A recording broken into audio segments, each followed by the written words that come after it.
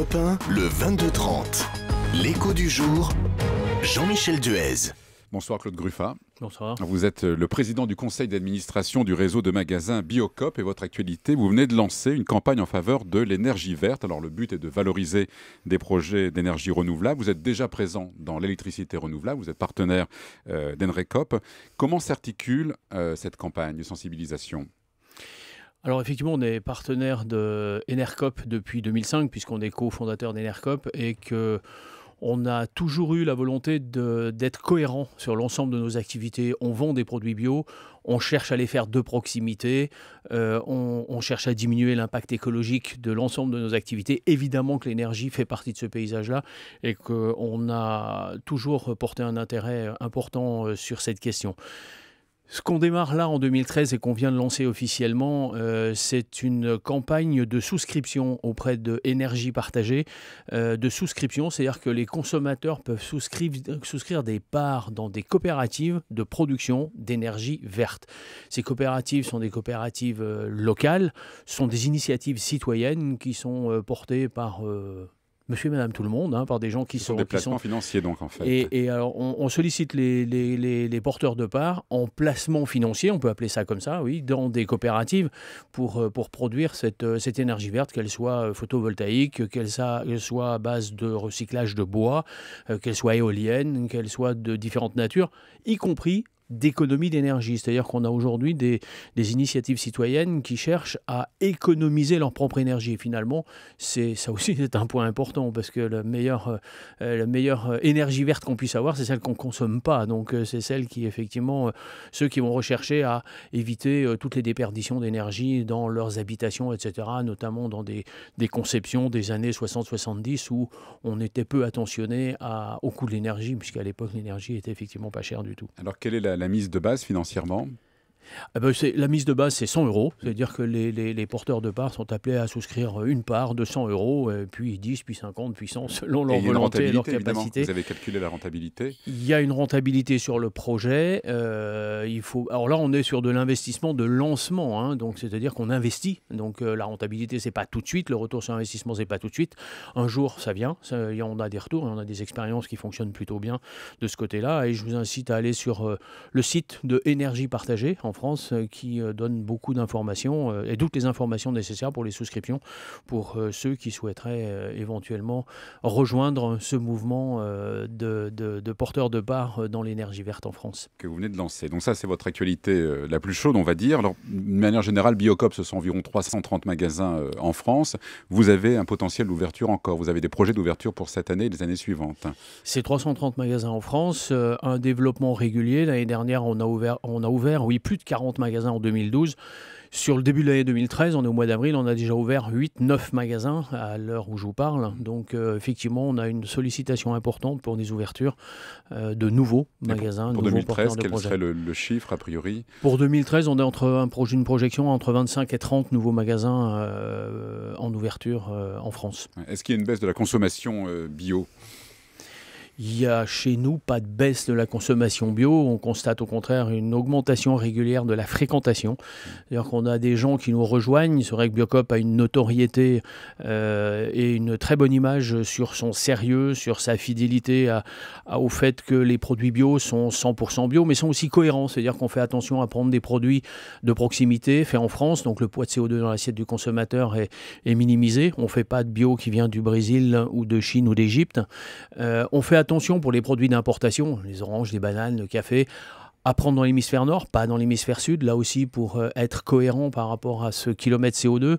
On ne transporte pas par avion depuis 25 ans, par exemple.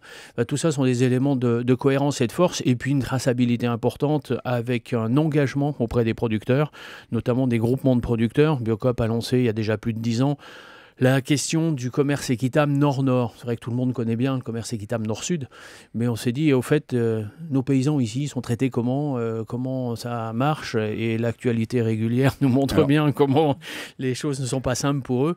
Et donc nous, on a cherché des solutions pour s'engager fortement auprès de nos producteurs et faire en sorte que quand on achète avec eux et qu'on co-construit quelque chose avec eux, c'est pas pour un coup, c'est pas pour une fois, mais c'est pour la durée, c'est pour le long terme. Et qui fixe les prix justement avec les producteurs français? C'est vous, distributeurs, ou ce sont eux? C'est un échange, c'est un dialogue? C'est un échange, c'est un dialogue. On ne fait pas d'achat spéculatif, c'est-à-dire qu'on a besoin de 300 tonnes de soja, on va voir qui va le vendre le moins cher sur le marché à l'instant T. Non, on prépare. Ça, c'est dans la question de nos valeurs, de nos façons de travailler. 3 valeurs importantes chez Biocop: la coopération, la transparence et l'équité. L'équité, c'est le commerce équitable, j'en ai un peu parlé. La transparence, précisément dans la construction, c'est d'annoncer à l'avance ce dont on a besoin, de manière à ce que l'autre, les groupements de producteurs en l'occurrence pour nous, soient en capacité de reconvertir les terres nécessaires en bio pour pouvoir nous fournir, de s'équiper, d'investir, de s'organiser pour que quand dans 1 an, dans 2 ans, on leur demandera X volumes qui sont prévus, c'est-à-dire qu'on leur a annoncé les volumes, eux, ils peuvent se préparer pour le faire. C'est-à-dire qu'on co-construit ensemble. Ça, c'est une vraie notion de partenariat durable. Et c'est un travail en amont très important sur 1 an, 2 ans, 3 ans, jusqu'à quelle est l'échéance? Là, en ce moment, on planifie nos besoins pour 2014, 2015, voire 2016 dans certaines productions. Lesquelles, par exemple? Il faut s'y prendre à l'avance. Les besoins en céréales, les besoins en protéagineux, dossier délicat. On n'est pas en surproduction de protéagineux en France, loin de là. Donc c'est important d'organiser le potentiel de nos besoins le plus possible. On a ainsi réalisé tous nos approvisionnements en fruits et légumes dans ce cadre-là de planification et de contractualisation d'origine française pour tout ce qui peut pousser en France. C'est quand même pas si mal. Ça veut dire que l'ensemble de nos besoins sont des besoins qui sont produits par nos groupements de producteurs en France. C'est le fruit, le résultat d'un travail de long terme. Ça fait plus de 15 ans qu'on travaille dans cet état d'esprit-là. C'est pas simple à organiser, ni pour nous, ni pour les groupements de producteurs qui prennent un vrai engagement avec nous dans un cadre comme celui-là. Et le résultat est au rendez-vous. Aujourd'hui, on a, que ce soit dans le monde des céréales, dans le monde des fruits et légumes, des vrais résultats, des vraies avancées. Alors votre démarche, est-ce qu'elle peut être appliquée un jour à la grande distribution qui est accusée de tous les maux? C'est probablement beaucoup plus compliqué pour eux parce que la distribution de masse nécessite mécaniquement de la production de masse, standardisée, mécanisée, et il y a peu de place en fait pour une diversification, pour des petits volumes, pour une biodiversité de produits. Mais quand même 330 magasins, ça représente une certaine masse, malgré tout un certain volume quand même. À l'échelon de la production, c'est infime encore. C'est pas si important que ça. Pour donner un chiffre, il y a 1 million d'hectares en bio en France aujourd'hui. Biocop utilise près de 100 000 hectares de cette surface en bio. Mais on est les seuls à avoir autant d'engagement sur de la production locale et de la production française. Alors, comment vous vivez justement la concurrence de la grande distribution qui, depuis pas mal d'années déjà, s'est mise au bio et se développe? Alors, la grande distribution s'est lancée effectivement il y a 3 ans dans le développement des gammes en bio.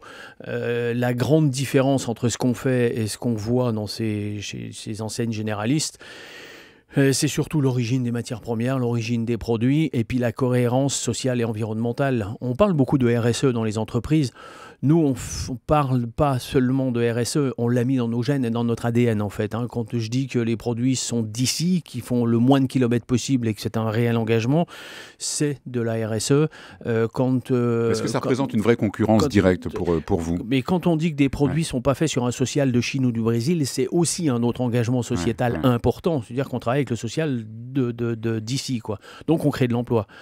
Quand l'agriculture conventionnelle fait 1 en création d'emplois, le bio fait 2,5.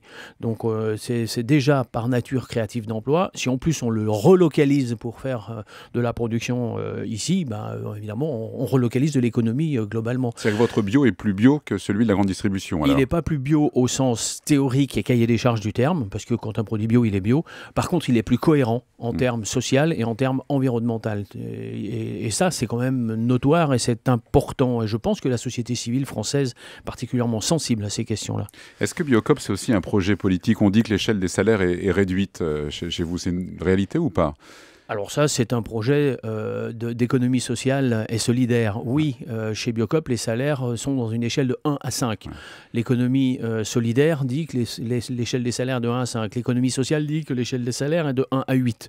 Donc on est social et solidaire dans nos démarches. Oui, c'est une volonté, c'est clair, de structurer les choses de cette façon-là.